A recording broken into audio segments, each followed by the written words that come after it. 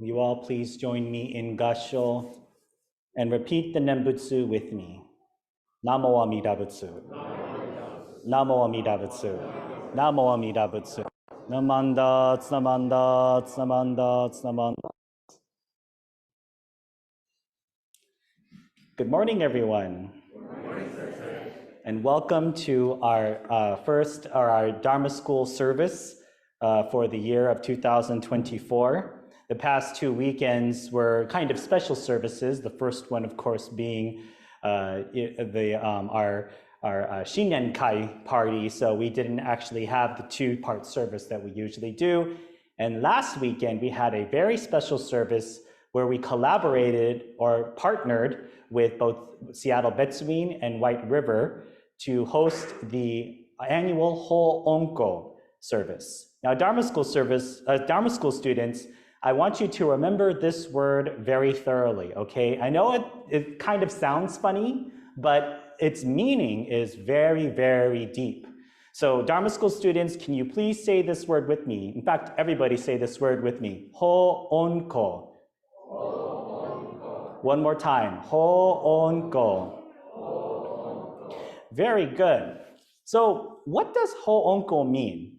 Now, at our head temple at Nishi Honganji in Kyoto, Japan, Hoonko takes place every January 16th. Once again, that's January 16th. Dharma School students, when does Hoonko take place? Very good, thank you. January 16th. Now, does everyone remember that? Because when I'm here next time, I'm gonna ask you, so I'm gonna, anyways. What is Hoonko? Well, Hoonko is a time that we celebrate and we thank. We show our deepest respect and gratitude and thankfulness to our venerable founder, Master Shinran Shonin, who is depicted right here. Okay, Ho, for the Hoonko, Ho means to repay, right? Not necessarily like, like if minister's assistant Eric lends me money and I have to pay him back, sometimes with interest, right? But, to repay, right? So that means to repay. Ho means to repay. On means benevolence or like the compassion or I like that term benevolence. It's kind of an old word, but to repay the benevolence, and then ko means to kind of gather, right? Or to assemble. Right, so the assembly of repaying the benevolence. The assembly of repaying the benevolence. This is to gather and show our thank you. And when we think about it, right, we ourselves in the United States have holidays like this. So just that Monday after Hoonko service, we celebrated Dr. Martin Luther King Jr. Day, correct? This is a holiday where, yes, that's very true, you don't have to go to school, but it's also a time to gather and reflect upon the life and show our gratitude towards a wonderful civil rights leader who paved the way and taught us many great teachings about the equality of all people in this country, correct? And believe it or not, Dr. Martin Luther King actually consulted with a very famous Buddhist teacher. Do you know who that was? Anybody? Thich Nhat Hanh. Very good, very good. Someone knows the history here. So we take this time to show our indebtedness to Master Shinran, right? This is a special day where we gather and show our appreciation for all the Buddhist teachings that Master Shinran gave us. But one of the most important Buddhist teachings, and Dharma School students, this is what I want you to remember, okay? One of the most important teachings that Master Shinran gave to us is that Amida Buddha, the Buddha of infinite light and life, the Buddha of infinite wisdom and compassion, accepts you for who you are, no matter who you are.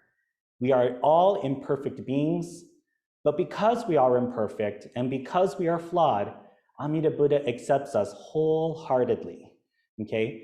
We are all accepted. Sometimes we fall short on ourselves and we think I'm not good enough, right? But Amida Buddha embraces us for for who we are. The Dharma accepts us for who we are. So this is the most important teaching that Master Shinran shared with all of us. It doesn't matter your race, your ethnicity. I shouldn't say it doesn't matter, right?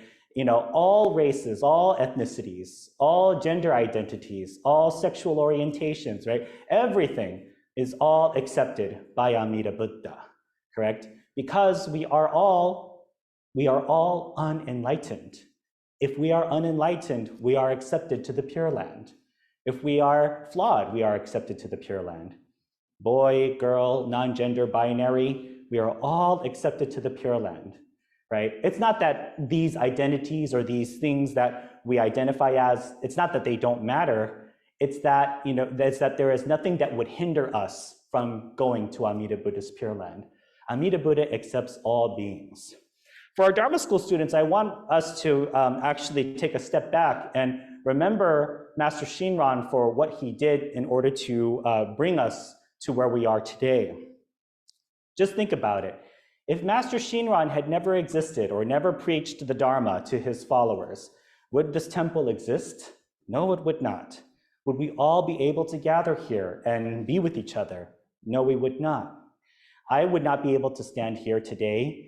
I don't even know if I would be born if it weren't for Master Shinran. Because many of my grandparents and my great-grandparents met at the temple, right?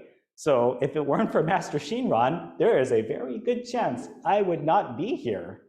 So this is why it's so important for us to remember Master Shinran. Not only, for the fact that his existence means the existence of this temple, but for the wonderful and beautiful teachings that he taught us during this time. Now, I understand that it can be difficult at times to, think on a master who lived over 760 years ago, right? But I bet you have a teacher who you very much admire at your school or in college. There was a professor who probably had a profound effect on you. There was probably a teacher at your elementary school, high school, who taught you a lesson you will never, ever, ever, ever forget. And when that occurs, it's really important to go back, right, and express your thankfulness to them, right? Have your own little Hoonko for that teacher. Teachers are so important.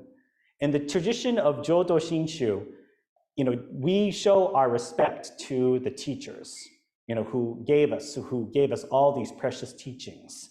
These teachings are treasures for us. We should not take education for granted. Right? We should take this education and this knowledge as a wealth of treasures. I know that sometimes we want the glitz and the glamour, we want the new iPhone, we want a new car, we want more money, we want more status, we want nicer clothes, right? These are all part of the human condition that Amida Buddha actually embraces us for. This is the whole reason why Buddhism exists, because we are born with these inherent desires, right? To want more, to want more than the other person. And yet, because of this, we are embraced by Amida Buddha's wisdom and compassion. And this is done through the working of giving us all of these teachings, right? All of these teachings are here for us and for our benefit alone. But every once in a while, it is important for us to gather and show our appreciation, even if they are not here physically with us anymore, right? It is important to, this is why we have memorial services. This is why we have days of remembrance, correct?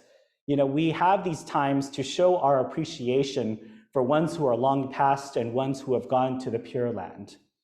We have these memorials and these times of thanks to remind ourselves, most importantly of all, how we got here today and why we are here today. This is important for Dharma school students to realize because, and everyone else of course, but because we should never have this attitude of, I got here all by myself, all of my endeavors are my own doing, I did all this work by myself and therefore I deserve all the rewards, right? Now, this isn't to downplay accomplishments for those of you who have graduated, for those of you who have progressed from one level to the next, right? Of course, you've done a lot of hard work and you put in a lot of effort into doing that. That should never be unrecognized. It should always be recognized. But more importantly, you must recognize how you got there, right? Yes, a lot of it was through your hard work, but it was also through the hard work and dedication of your teachers, right? This is the most important message for us today, especially for when we celebrate Hoonko. We are here today because of our teachers. We are able to understand the Dharma because of our teachers. We are able to, progress from one grade to the next grade to graduate because of the efforts of our teachers. So, in this regard, it is very important for us to remember Hoonko as a time of gratefulness to teachers. Dharma school students, what day is Hoonko again? Very good, you remembered. Wow, that's wonderful. What does Hoonko mean? Ho means to repay, very good. Ho means to repay. What does on mean? Benevolence, yes, very good. So repay, benevolence, and ko means to gather, yes, to gather to repay the benevolence. So we are repaying, we are showing our indebtedness and our gratitude to Master Shinran. This is a very important time, if not the most important time in our tradition of Nishi Honganji or Jodo Shinshu Honganji Ha. So thank you, Dharma school students, for your attendance today. Welcome to our Seattle Betsurin guests. You are always welcome here at the Tacoma Buddhist Temple. And in closing, we will all please join me in Gassho and recite the Nembutsu with me. Namo Amida Butsu. Namo Amida Butsu. Namo Amida Butsu. Namandats, namandats, namandats.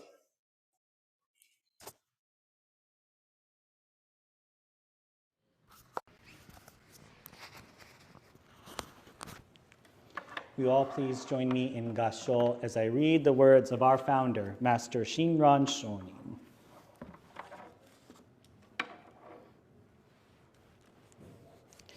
The light of compassion that grasps us, illumines, and protects us always. The darkness of our ignorance is already broken through. Still, the clouds and mists of greed and desire, anger and hatred cover us as always, the sky of true and real Shinji. But though the light of the sun is veiled by clouds and mists, beneath the clouds and mists there is brightness, not dark.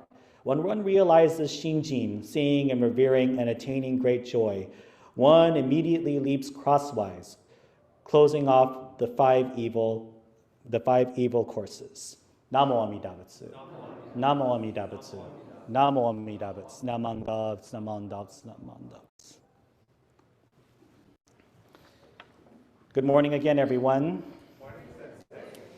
So once again, I wanted to talk about Master Shinran Shonin since this is the month of January and we usually utilize this time to have our Hoonko services and to once again pay our respects to the late master who brought us so much in terms of the teaching. The passage I quoted from today comes from the very Shoshin Nembutsu-ge that we did this morning. So we chanted the Shoshin-ge. I apologize, I know it's a little bit long, and I'm certain probably when some of you heard that we were chanting it when in the announcements, you were probably thinking, oh, I should have gone down to the Mochitsuki or something. But I hope you all actually gain genuine pleasure or joy out of chanting this this hymn actually composed by our Master Shinran. When you think about it, or when I think about it, this chant, right, Shoshin Nembutsu-ge, was developed through many countless years throughout Nishi Honganji. The style that we chanted is unique to Nishi Honganji's style of doing it. And they use it, they composed it utilizing the 5 heavenly tones of Chinese music. If you listen to the various 10 schools of Jodo Shinshu, there's 10 schools of Jodo Shinshu. Nishi Honganji is just one. They all have their own versions of chanting it. Believe it or not, I actually really do enjoy listening to Higashi Honganji's version of chanting Shoshin Nembutsuge. It's a little faster, and you kind of have to keep up in a sense. But that's what I love about our sect of Buddhism, our school of Buddhism. It's nice and melodic and a little slow, but it's this pleasant tune, it's this pleasant melody. And then actually for special days like the 16th, we chant a special style of Shoshin Nembutsuge called Gyofu. Okay? One day I'll actually make printouts of that, and we'll chant that together, and you'll see how beautiful it sounds. But again, most importantly, we come here to pay our respects to Master Shinran, not because of all of his accomplishments in life, but because of the teachings that he gave us.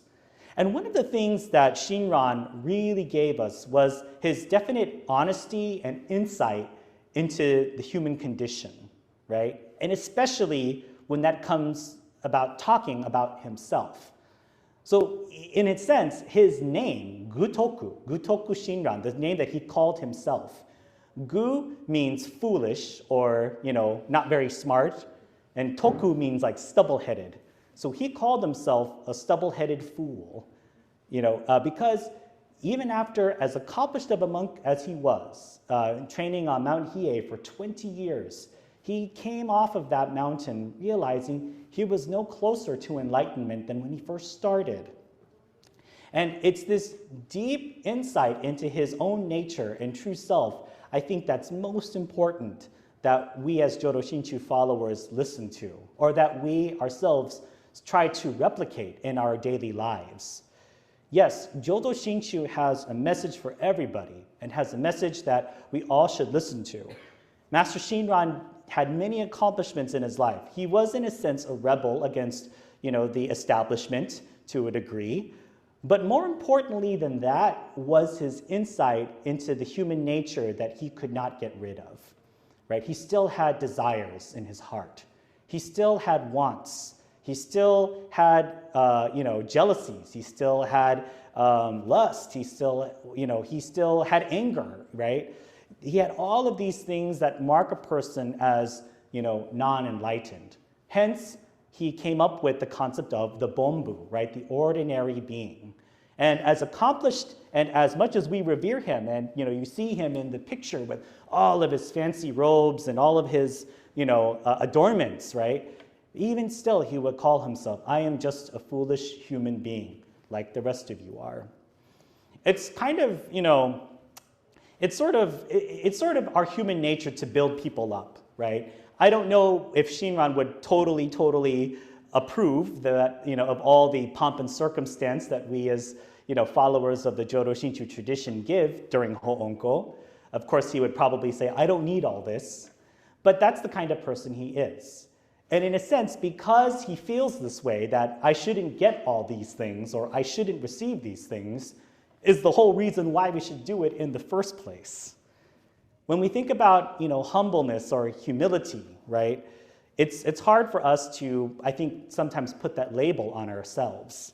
It's hard for me to. Every single time I put the robe on me, right, I put, my Buddhist robes on, I have to remind myself, this is not like a privilege. Or, well, it is a privilege. It is a privilege. But this is not like a mark of status, or it shouldn't be, right? This is actually a mark that I am tasked with, helping us receive the teachings from Shakyamuni Buddha and Master Shinran. Recently, and actually just yesterday, I watched the funeral service for the late Dr. Reverend Seigen Yamaoka, who was the former bishop of the BCA. There are some longtime members here, I'm certain, who remember Dr. Reverend Seigen Yamaoka.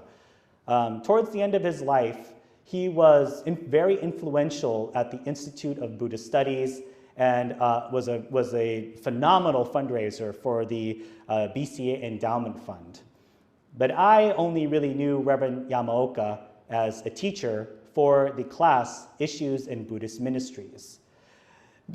Former Bishop Reverend Dr. Seigen Yamaoka, and from here on out, I'll just call him Reverend Yamaoka so, without all the titles, taught this class, and it was actually required for all students who were interested in becoming Jodo Shinshu priests. In this class, it was a safe space for all of us to gather and to talk about our life experiences and some of the highs, a lot of the lows, and some of the beautiful parts and probably some of the ugly parts as well. Reverend Yamaoka was able to see through all of my glitz and glamour and all of the ways that I tried to build myself up. By the time that I took his class, he was already in his early 80s, and let me tell you, nothing got past him. Every time I tried to come off as strong or come off as this accomplished person or come off as this person who doesn't need emotional or mental health or mental help, he would really be able to cut through that and go into the insight of the issue that I was hung up on. He was able to really see past all of my visage. And for a person who was 80 years old at the time and had served over 30 plus years as a minister for the Buddhist Churches of America, I would expect nothing less. He was able to always approach these subjects with me with a sense of humor, a sense of compassion, and a sense of calmness. He never responded to my bad side, I guess I would call it, with anger or with belittlement or with flicking me to the side. He would always approach me with compassion and kindness, but also be able to really pinpoint the issue that I needed to work on and state to me that eventually I will have to come to terms with some things, whether I liked it or not. And eventually that, my feelings about a certain subject or a certain part within myself, I'll have to resolve within myself. I was so blessed to be able to take Reverend Yamaoka's class. And from time to time, I would be able to see him in what was now, what was at the time the BCA bookstore, having lunch, sipping udon noodles, and just enjoying the day. He took things very slowly towards the end, towards the end of my time spending with him at the Institute of Buddhist Studies. He had his own office. Occasionally, I would go in there and say hello, and we would sit and chat. But, again, he would always, be able to approach me in a way where he didn't intimidate me, and he would never use his status or his former, bishop role as a form of leverage or weight. He would always approach me with compassion, with understanding, and with encouragement, most importantly. In fact, before I started attending the Institute of Buddhist Studies, Reverend Yamaoka has emailed me several times encouraging me to go to the Institute of Buddhist Studies full-time as a student to pursue my path in ministry. And it's because of him I was able to make this happen. There were a lot of other aspects that encouraged me and helped me to go. But Reverend Dr. Seigen Yamaoka had a very special place in encouraging me to start the Buddhist path. It is wonderful to see that at the funeral there were so many people to come and share their memories with Reverend Dr. Seigen Yamaoka. I got to see so many different sides of him at this funeral service as well, which when you think about it, this is what the funeral service is kind of for. You get to see this person in aspects of their lives that you don't normally get to see them. For me, Reverend Dr. Seigen Yamaoka was a teacher, was the teacher, I was the student. He led me, I followed, and he encouraged me. I studied under him. I studied his method. But for others, he was a father. He was a grandfather. And we got to hear we got to hear eulogies about that. We got to hear eulogies from his contemporaries and his coworkers. We got to hear eulogies from direct scholars from under him. We also got to hear eulogies from students who recently took his class. But we also got to hear eulogies from his daughters, from his son-in-law, and from his grandchildren. It goes to show you how deep a person can be and how many hats that a person can wear. For many of you, I'm just the reverend, perhaps. But for my other friends, I'm a crazy cat person. For other friends, I'm kind of annoying. For my brother, I'm definitely annoying. For my parents, I can be a chore. And for many other people, there are other aspects about me probably that you never get to see. And that's okay. for those of you who are around during when my funeral comes, if you are still around, if it happens right that way, you'll get to hear other aspects about me. But most importantly, I think, is that we utilize this service to, once again, repay our thanks, say our thank yous, realize that we are here today largely because of the efforts of people like Reverend Yamaoka and Master Shinran Shonin. These are so many, there are so many aspects of ourselves that we shared with these teachers, right? And going back to the quote that I just did today, Shinran had a very definite insight of our human condition, of our human nature, right? Are we always kind and benevolent and understanding? No, there are definitely days where we're grumpy, where where we get in a fight with someone, or we, aren't very nice to people, right? And yet we still had teachers like Master Shinran, like Reverend Yamaoka, who were able to cut through all of that, who were able to see through all of that. If I was having a bad day, or if I wanted to present myself as this macho guy, which I don't try to do anymore, but Reverend Yamaoka was able to cut through all of that, and that, I think, is skill. Shinran Shonin was able to cut through all of that as well. When every time people would try to build themselves up, they were able to kind of pierce that, right? Pierce that veil of illusion of how we present ourselves or how we see ourselves. And guess what? Shakyamuni Buddha was able to pierce through this as also. I think of the story of Ajatasattu when he came to the Buddha, the great king, right? The great conqueror king. And when the great conqueror king came to visit the Buddha because he was experiencing health problems, the Buddha was able to see King Ajatasattu for who he really was, a troubled man, just as we all are at times, troubled, or in need of help, or in need of a person to be in need of people to support us. All of these things are important lessons that I've learned from Reverend Dr. Seigen Yamaoka. All of these are lessons that are continuously told to us day in and day out by Master Shinran. And it's important for me as a minister to remember and to continue passing on this message as well to all of us. To remember, to be honest with ourselves, to be self-critical at times, to be self-reflective, be honest about our flaws. Not just, say we all have flaws, but really take a look at them. Because it's easy to admit that we have flaws and to admit that we have hang-ups. But to really look at them and to analyze them and to say, this is a part of who I am. It may not be very pretty, but Amida Buddha embraces me. Because of these imperfections, Amida Buddha embraces me. The light of compassion that grasps us, illumines and protects us always. The darkness of our ignorance is already broken through. Still, the clouds and mists of greed and desire, anger and hatred cover us as always the sky of true and real Shinjin. But through the light of the sun is veiled by clouds and mists. But though the light of the sun is veiled by clouds and mists, beneath the clouds and mists there is brightness, not dark. When one realizes Shinjin, seeing and revering and attaining great joy, one immediately leaps crosswise, closing up the 5 evil courses. Please join me in Gassho. Namo Amida Butsu. Namo Amida Butsu. Namo Amida Butsu. Namandats.